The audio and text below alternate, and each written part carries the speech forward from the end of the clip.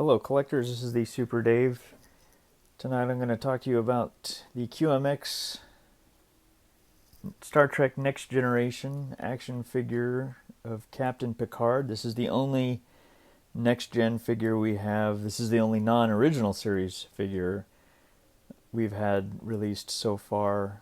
I thought maybe it'd be a good time to just showcase this figure, one of my favorites in my collection, with the new Star Trek series coming out real soon, titled Picard.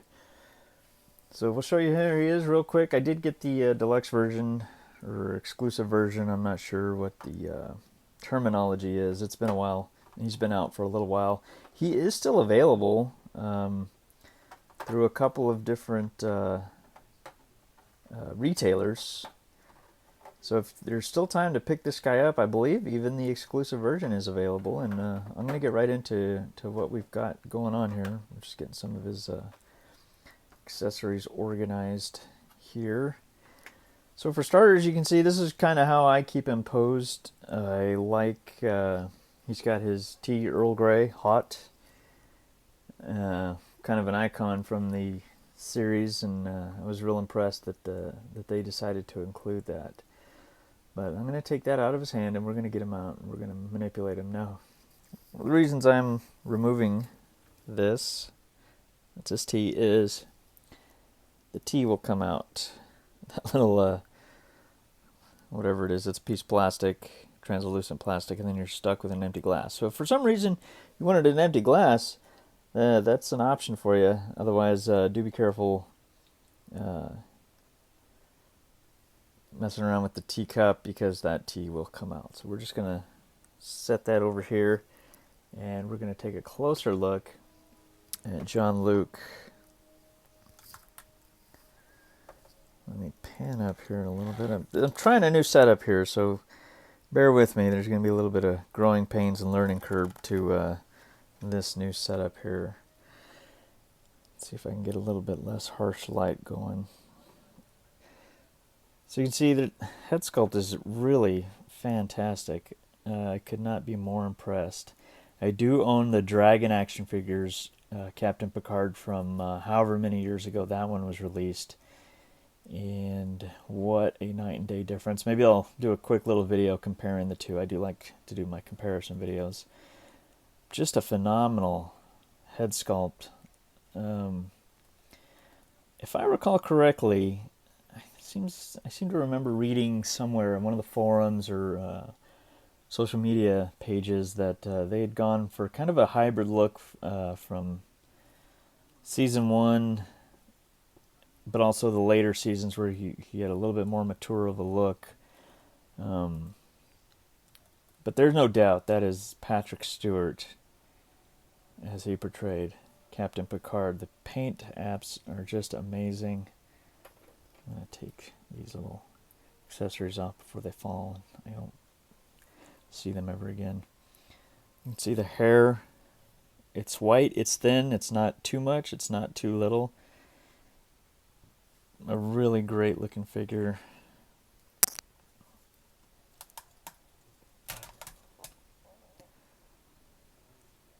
The eyes, the skin tones, lips, just, I think this is honestly one of my most impressive figures, in my opinion. I was a huge Star Trek fan growing up, Next Generation.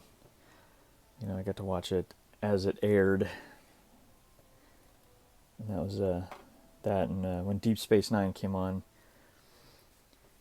So when I learned about this guy, it was an immediate pre-order for me.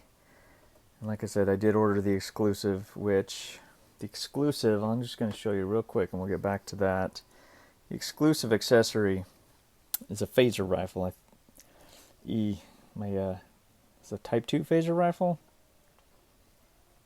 That's going to, yeah. If you're a Star Trek fan out there and I got that wrong, feel free to correct me. I don't have my Star Trek encyclopedia, and yes, I do own that handy to check it out. So very cool accessory. It does have a flip-up sight, translucent green, and I think there were a few episodes where Picard actually wielded one of these. I didn't want it particularly for that reason, to display him with it, but anytime you have the chance to get Star Trek accessories, I'm going to jump on it, and for that reason I do have the Dragon Models Picard as well, and he does come with his Resican flute, and well, I think that's probably the only unique thing he comes with. But there you go, that's the exclusive accessory. It's pretty solid. It is plastic. It's got the little flip-up sight, some good paint apps, nice shiny metallic features, and then the blackened rubber features there. So very cool looking accessory. So let's get back to the figure though. So we saw his paint apps. The badge looks fantastic, the communicator badge. Compared to, it's similar to Dragon. I think this one is a little bit more metallic looking, whereas the Dragon models seem to be a little bit more of a matte finish. This one looks just better overall. And then the pips on his collar look great. Now I will say that when I unboxed this guy, those pips fell off, and it was a tough, it took me a while to find them. It was tough to find. They are, as you can see, very, very tiny. So I lost that, and that also came off, which that was easy to get back on. I did email QMx about it, and they said any kind of glue, so I think I used some super glue, just pop that right back on, and it's been pretty solid ever since. But if you are going to pick him up, and he is still available from a couple of different retailers, if you are going to pick him up, do be mindful when you unbox some of that. Another thing to watch out for, and we'll just go over this real quick, is there was some staining. Some pretty bad staining. This was... I haven't heard of a single Picard figure that didn't experience this staining, and that's very unfortunate. So you can see there at the bottom of his neck, sorry, I keep pulling him out of frame, at the bottom of his neck, and maybe a little bit on these on this skin, and a lot higher over on this side as opposed to that side, but all the way around you've got these dark stains from the uniform, and that is very unfortunate. I was lucky enough that, like I said, I pre-ordered this guy. I got him as soon as he was released, and they shipped him to me, and he came like that right out of the box. I did email him, and I was able to get a replacement head without the stains, but I have not put that head on there, and I'm not sure that I will. Mostly what I try to do is pose him and configure the collar in such a fashion that you can't see the stains. But if I was to do a serious photo shoot with him or something like that, where I thought in different poses I might need a clean head, I could pop that one on, and hopefully it wouldn't stain in the time I spend doing the photo shoot. So there you have that. That is something to watch out for if you do pick this guy up. And once again, he is still available, and I strongly, strongly suggest or recommend picking him up. Moving on, the tailoring on this suit is fantastic. Again, the colors, the tailoring, the material, just head and shoulders above our only other official Star Trek Next Generation releases from Dragon models that did come out many years ago, actually. I don't know if the camera will pick it up, but there's a great pattern on this fabric.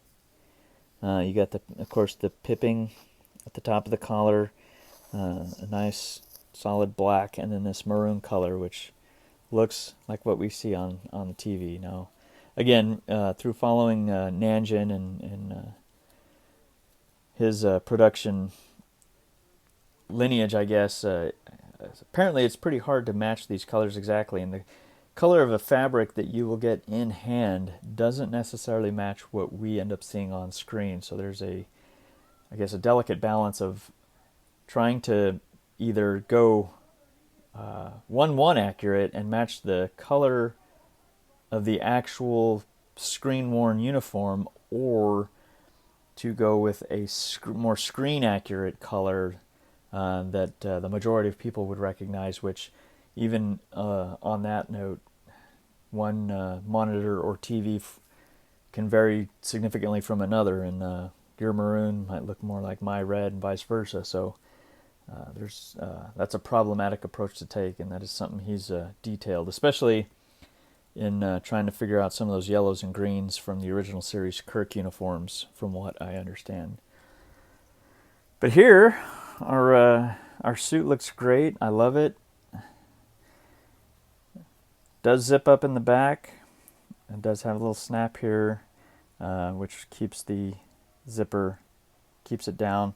I'm not going to unzip it or take it off or anything. I have taken him apart to see what was underneath, and I'll tell you why in a minute. So I'm going to button that back up, and then the pants does have pockets that work. The fly is Velcro. The pants are a bib, just like they were on set.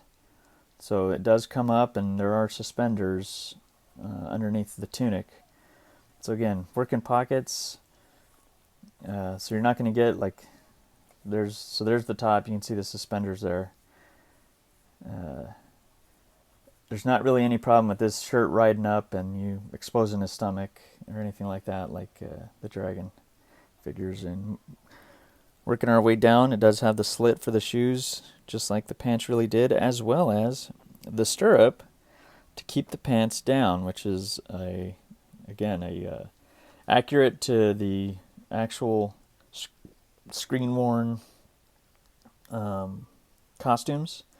And then the boots here, you have slide that off real quick and slide this up so you can see what the boots look like. So they just go right over the ankle, and it is a ball jointed ankle, so you get some very good posability with these boots.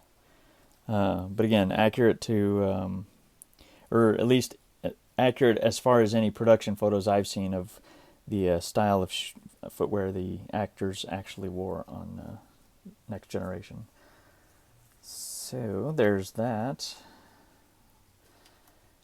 Let's see if I can get this back down without too much. There we go. And so I'm going to put him back on his... Well, let's talk about the stand real quick. So you get this pretty standard crotch grabber in the shape of the Starfleet Delta, just like their comm badge. So there you go, Captain Jean-Luc Picard, Star Trek QMx Master Series, and then typical crotch grabber with the cylindrical type insert. Works just fine. So let's put him back. And what he comes with is, of course, we saw the exclusive version that comes with the... So let's talk about the accessories real quick. We'll see, we've already seen the exclusive version that comes with the let's get that out of the way. I'll talk about that in a second. The phaser rifle. It comes with a lot of hands. So you get a kind of a... Whoops. Butterfingers, not really a saluting hand, but more of a, to me this is like the engage hand, make it so is this is what I think of as the make it so. So those are unique to the right hand, his right hand, and then you have two kind of just a relaxed grip hand. Or I wouldn't even say a grip, just kind of a relaxed, not like the Hot Toys relaxed. You could probably, these are probably, that one would be good for holding the phaser rifle, or maybe the tricorder or something like that. So left and right, there you go. Left and right fists, pretty standard fists. And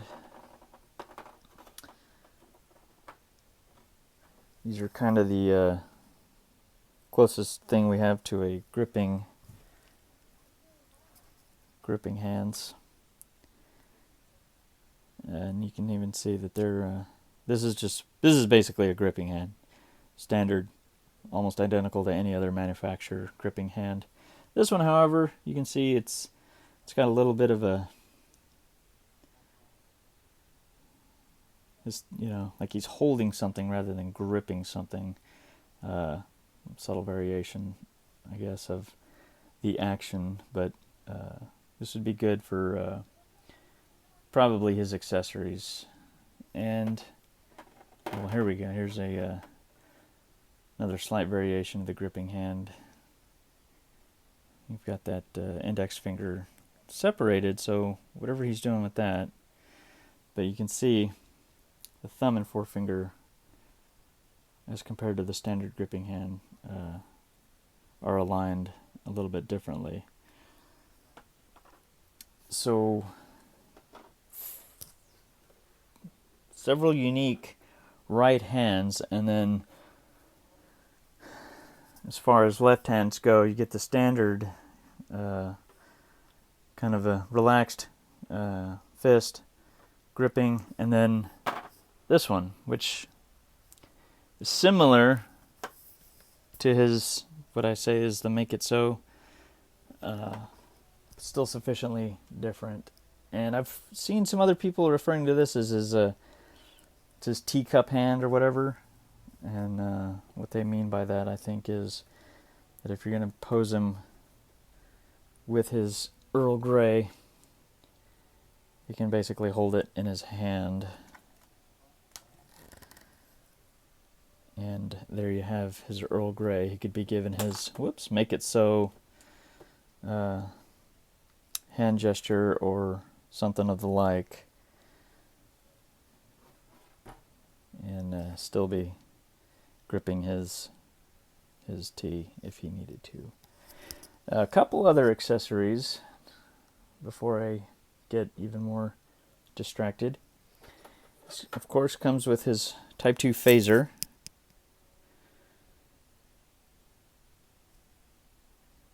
So you can see the paint apps, nice. Same with the phaser rifle.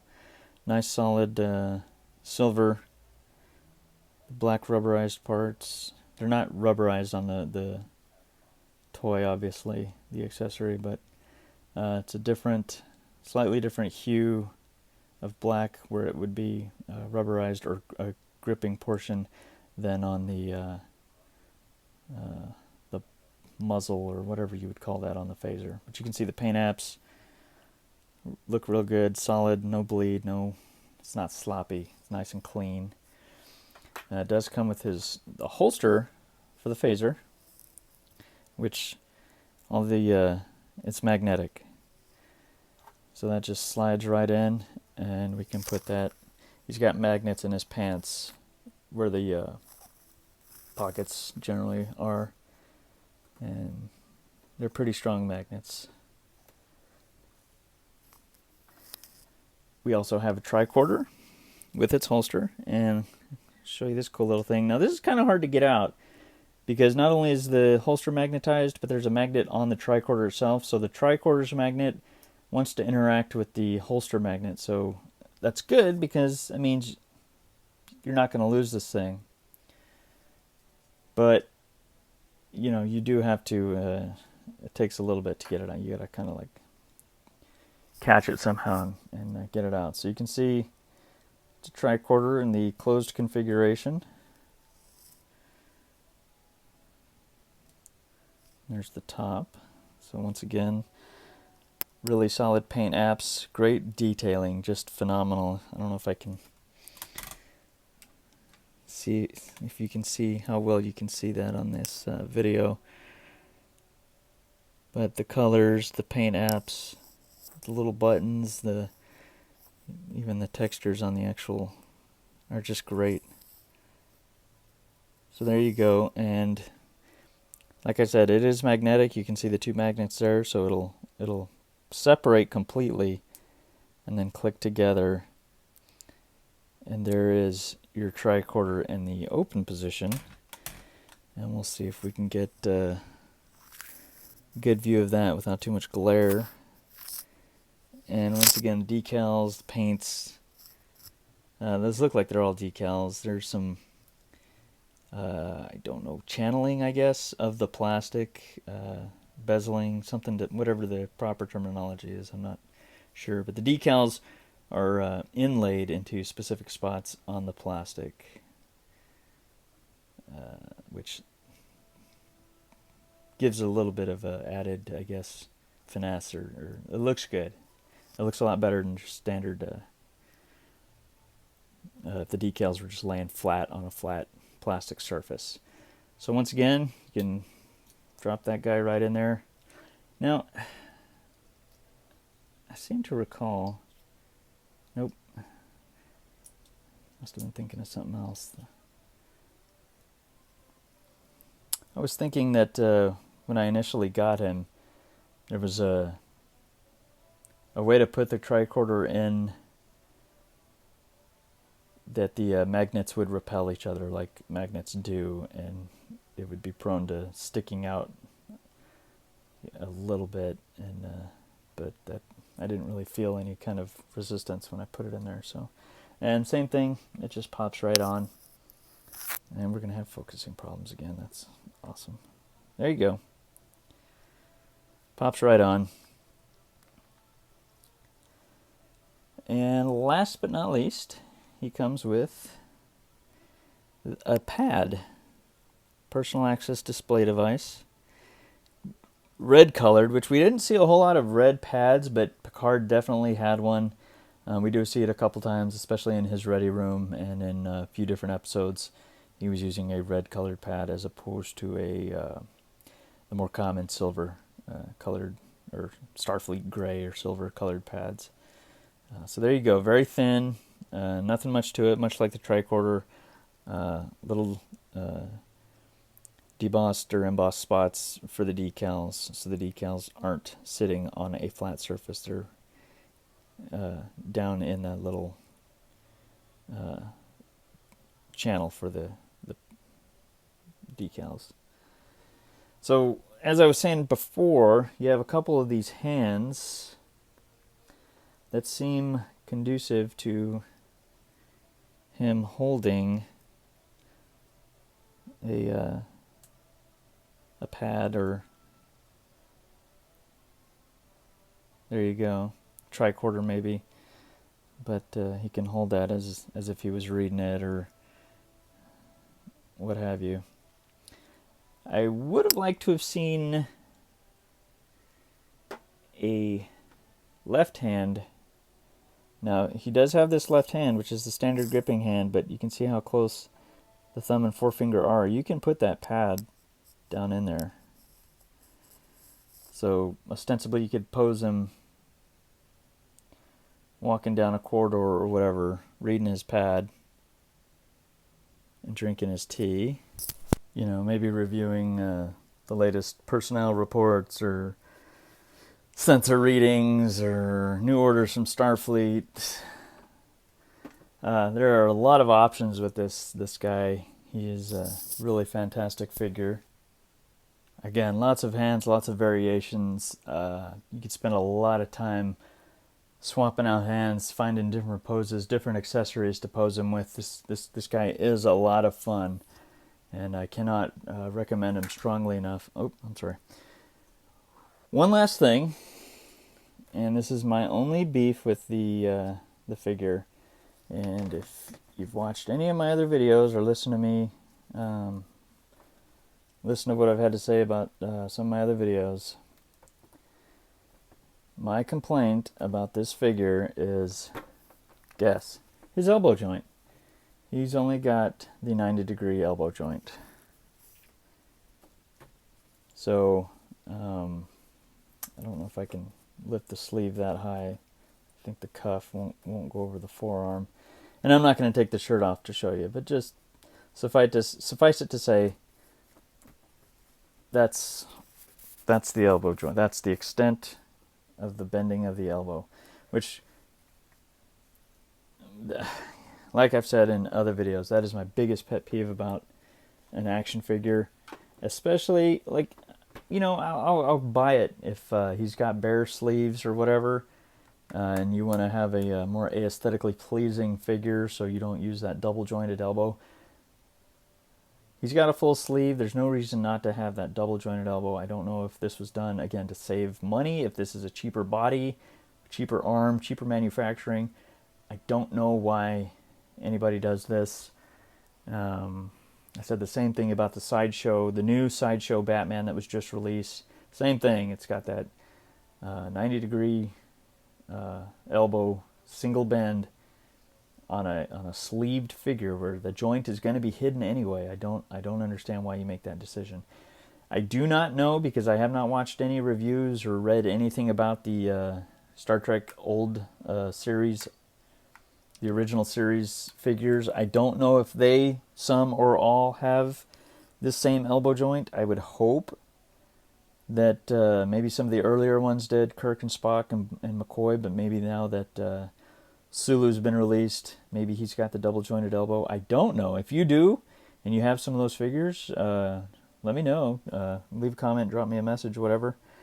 But I am hoping that moving forward with the next gen line, we will get some double jointed elbows. Now, having said that, I did want to do a body replacement on him, and that is still the plan. However, this is a unique body, and I can't show you, but I don't even know how to describe it. This is not a body like I've ever seen.